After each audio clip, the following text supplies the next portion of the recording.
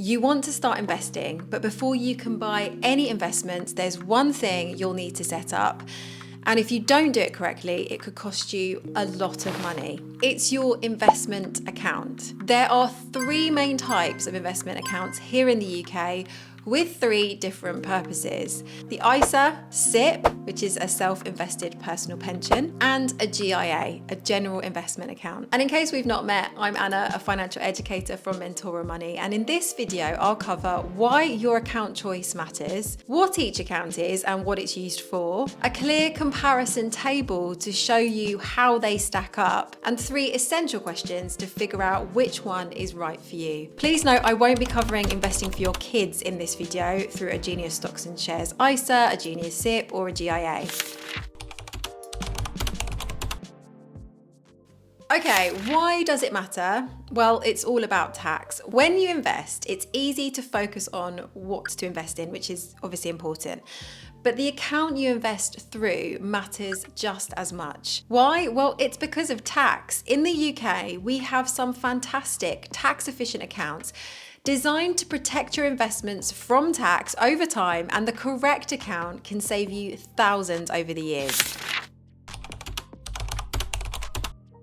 Let's walk through the three main account types and what they're typically used for. The ISA. This is a flexible account for anyone who wants to invest and still maintain some access to their money when they need it. You can invest up to £20,000 per tax year across all of your ISAs. There is no tax on gains or dividends. Seriously, no tax at all. You can generally withdraw at any time and there's no penalty. And so this is ideal for medium to long-term goals like house deposits, life milestones, or future financial freedom. Investors can choose between a cash ISA and a stocks and shares ISA, or pay into each. Cash ISAs tend to be lower risk, while stocks and shares ISAs generally target better returns for investors over a longer term horizon. But remember, past performance is not a reliable indicator of future results. The ISA is a great place to start if you're new to investing. Next up, we have a SIPP, or a self-invested personal pension.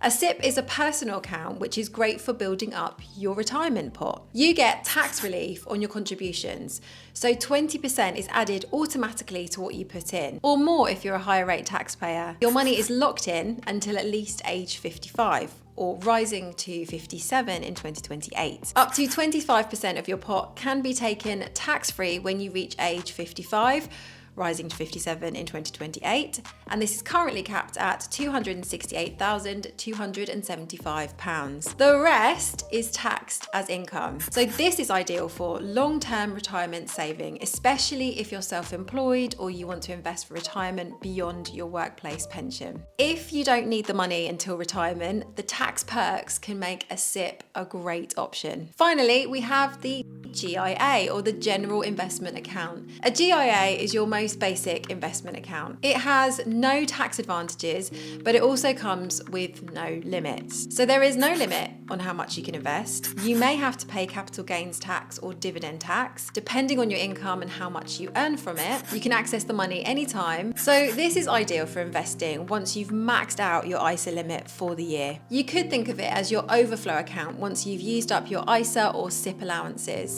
Here's a table to summarize how these accounts compare. Tax-free growth.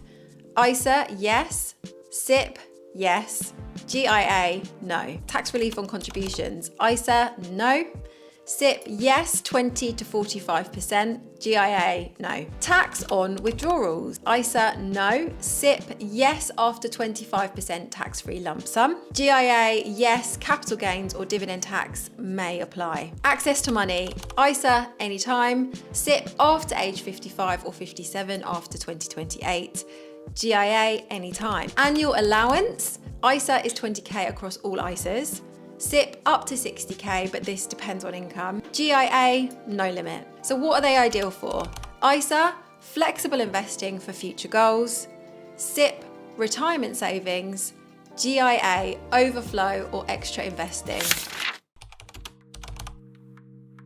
Okay, finally, let's work through three essential questions you could ask yourself to help you consider which might be the right account for you. Question 1. Do I need access to this money before I'm 55 or 57 after 2028? Can you afford to keep your money locked away for retirement? Remember, any money in a SIPP is locked away for retirement until you're 55 or 57 after 2028. Question 2. Have I used my ISA allowance this tax year? Remember, ISAs are there so you don't have to pay tax on investment growth or gains. Making sure you make use of your ISA allowance could help you save a lot in the long run. Question 3. Have I explored account fees on my investing platform? Some platforms charge a fee to open an ISA, a SIPP, or a GIA. This is something to be aware of and understand how this can affect your returns over the time you're investing. However, you'll be pleased to know that InvestEngine has no fees on opening an ISA, a SIPP, or a GIA for a DIY portfolio. So there we have them: ISA, SIPP, GIA. Which do you think is best for you? I hope this helped you feel more clear and confident about where to start. Let me know in the comments which you're using or thinking about using. And if you've still got questions, drop them below.